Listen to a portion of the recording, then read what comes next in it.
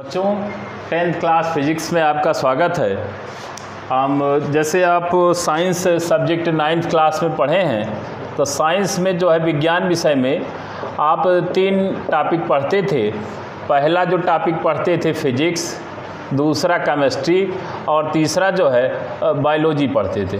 तो ठीक उसी प्रकार जो है आप 10th क्लास में भी 3 टॉपिक पढ़ेंगे विज्ञान विषय में, फिजिक्स, केमिस्ट्री और बायोलॉजी।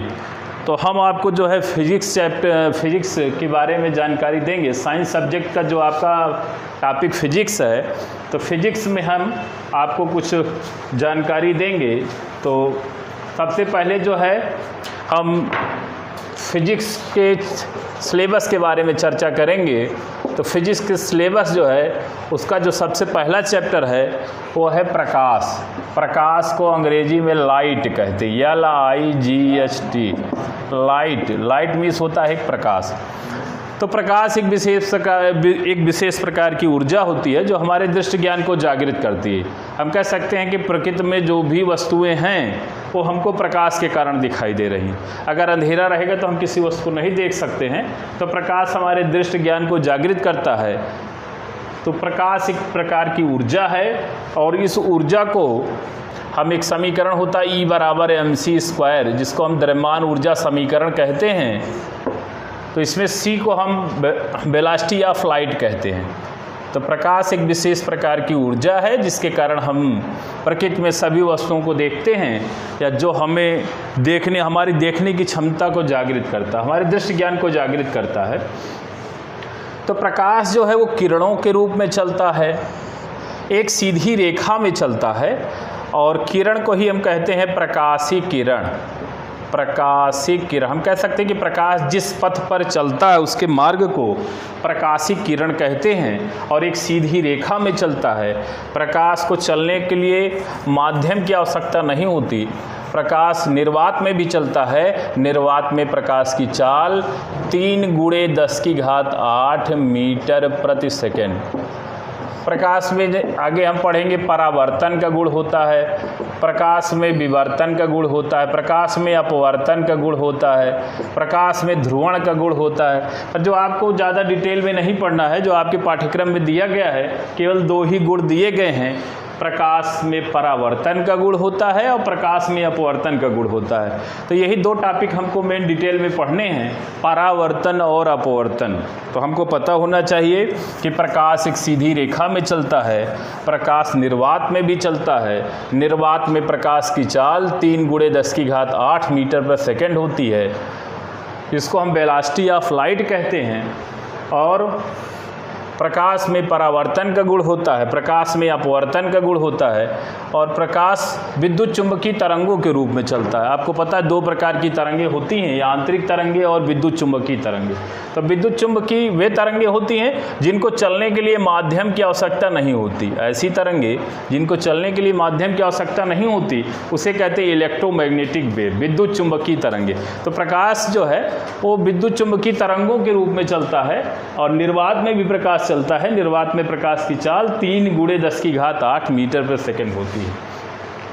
तो आपको बताए थे कि हमको 2 ही प्रकार के गुण पढ़ने हैं। आपको पता है कि प्रकाश में परावर्तन का गुण होता है, अपवर्तन का गुण होता है, ध्रुवण का गुण होता है, विवर्तन का गुण होता है, व्यतिकरण का गुण होता है। पर आपको जो मेन पढ़ना है वो केवल 2 ही टॉपिक पढ़ना है। आपके सिलेबस में दिया गया है परावर्तन और अपवर्तन। तो हेडिंग डालेंगे प्रकाश का परावर्तन। प्रकाश का परावर्तन, रिफ्लेक्शन ऑफ लाइट, प्रकाश का परावर्तन। आपको बताए थे कि 2 ही गुण हैं जो आपके पाठ्यक्रम में हैं, वो है प्रकाश का परावर्तन। तो प्रकाश के परावर्तन में क्या कहते हैं कि जब प्रकाश की किरणें किसी एक माध्यम से चलकर दूसरे माध्यम के चिकने अथवा पॉलिशदार तल से टकराती हैं, तो टकराने के पश्चात उनका अधिकांश भाग पुनः पहले माध्यम में वापस लौट आता है। प्रकाश की इस घटना को प्रकाश का परावर्तन कहते हैं। तो जो पहले माध्यम में किरण होती है उसको कहते हैं आपतित किरण। आपतित किरण। ये आपतित किरण जो होती है ये दूसरे माध्यम के जिस सीमा पृष्ठ पर टकराएगी, तो जिस बिंदु पर टकराएगी उसको कहेंगे आपतन बिंदु, आपतन बिंदु। और टकराने के पश्चात जो किरण जो है पहले माध्यम में पुनः वापस लौटेगी उसको कहेंगे परावर्तित किरण, परावर्तित किरण। एक हो गई आपतित किरण, दूसरा हो गया परावर्तित किरण, और जिस बिंदु पर टकराएगी उसको कहेंगे आपतन बिंदु। अगर हम आपतन बिंदु पर लंब खींचें तो इसको कहते हैं अभिलंब, अभिलंब। आपतित किरण और अभिलंब के बीच जो कोण बनता है उसको कहते हैं आपतन कोण। आपतन कोण को इंसिडेंट एंगल कहते हैं, इसे आई से प्रदर्शित करते हैं। इसी प्रकार अभिलंब और परावर्तित किरण के बीच जो कोण बनेगा उसको परावर्तन कोण कहेंगे, रिफ्लेक्टेड एंगल। इसको आर से प्रदर्शित करेंगे, इसको कहेंगे परावर्तन कोण, परावर्तन कोण। एक बार फिर से परावर्तन की परिभाषा कि जब प्रकाश की किरणें किसी एक माध्यम से चलकर दूसरे माध्यम के चिकने अथवा पालिशदार तल से टकराती हैं तो टकराने के पश्चात उनका अधिकांश भाग पुनः पहले माध्यम को वापस लौट आता है। प्रकाश की इस घटना को प्रकाश का परावर्तन कहते हैं। और हम आगे समझेंगे कि परावर्तन संबंधी दो नियम होते हैं। परावर्तन संबंधी मुख्य दो नियम होते हैं, जिसमें पहला नियम बताया जाता है कि आपतित किरण, आपतित किरण कामा परावर्तित किरण, परावर्तित किरण तथा आपतन बिंदु पर खींचा गया अभिलंब, तथा आपतन बिंदु पर खींचा गया अभिलंब जो है वो तीनों एक ही तल पर होने चाहिए, तीनों एक ही तल पर होने चाहिए। और दूसरा नियम बताया जाता है कि आपतन कोण का मान, आपतन कोण का मान परावर्तन कोण के मान के बराबर होता है। लिखते हैं आपतन कोण बराबर परावर्तन कोण, एंगल आई बराबर एंगल आर। एंगल आई बराबर एंगल आर को जो है हम परावर्तन कोण कहते हैं। एंगल आई को आपतन कोण और एंगल आर को परावर्तन कोण, तो इसे ही हम परावर्तन का दूसरा नियम कहते हैं। परावर्तन का दूसरा नियम है एंगल आई बराबर एंगल आर। तो यही है प्रकाश का परावर्तन। जिसके बाद जो आपकी नई हेडिंग है वो नई हेडिंग है गोली दर्पण, गोली दर्पण, गोली दर्पण जिसको हम सर्किल मिरर कहते हैं। गोली दर्पण में हम कहते हैं कि गोली दर्पण जो होता है हमारा वो कांच के खोखले गोले का एक भाग होता है। गोली दर्पण जो होता है, कोई भी गोला होगा, गोले का एक भाग जो होगा, हम गोले के भाग को डॉट डॉट द्वारा प्रदर्शित कर रहे हैं, तो कांच के खोखले गोले का एक भाग जो होगा उसी को हम जो है गोली दर्पण कहते हैं। गोली दर्पण जो होता है वो कांच के खोखले गोले का एक भाग होता है, जिसके एक तल पर पारे की कलई की गई होती है, एक तल पर पारे की कलई की गई होती है अथवा लाल ऑक्साइड का पेंट लगा होता है। पारे की कलई, पारे की कलई या लाल ऑक्साइड का पेंट लगा होता है, लाल ऑक्साइड का पेंट लगा होता है। और दूसरा तल जो है परावर्तक तल होता है। गोली दर्पण का दूसरा तल जो होता है वो परावर्तक तल होता है।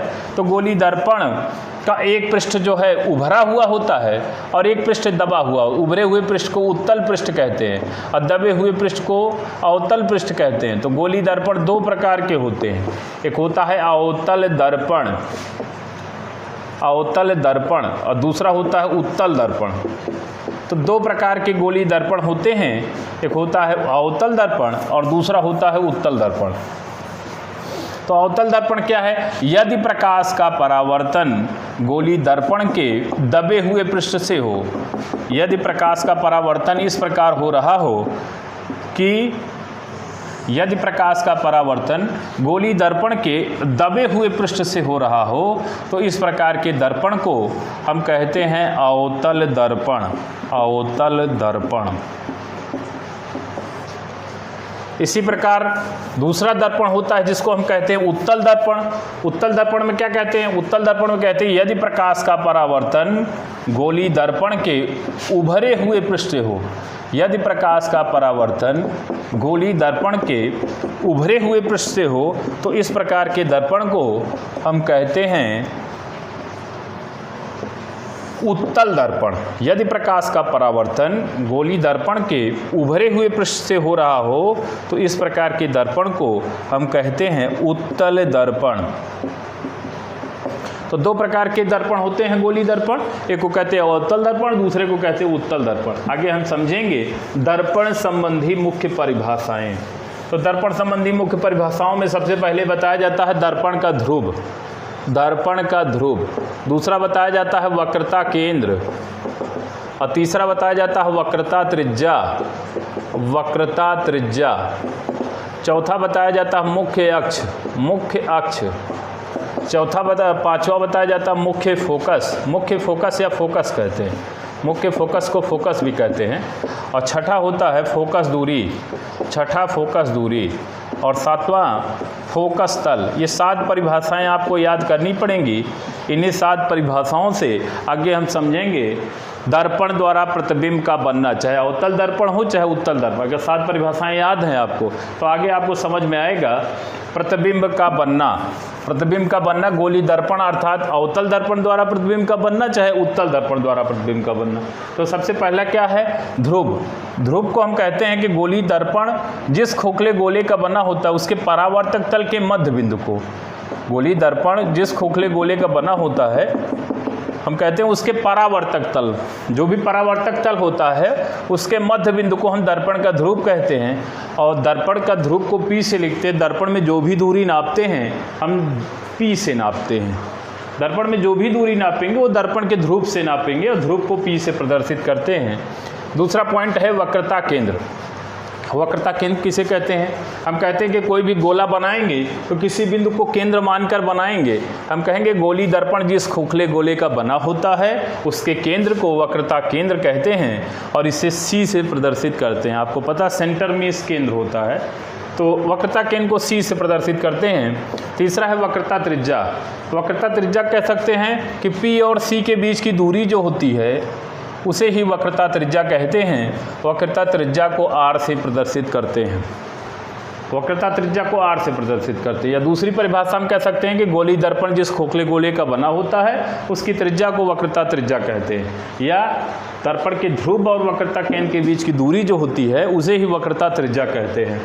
चौथा पॉइंट है मुख्य अक्ष। मुख्य अक्ष किसे कहते हैं? दर्पण के ध्रुव और वक्रता केंद्र को मिलाने वाली रेखा जो होती है उसे ही मुख्य अक्ष कहते हैं।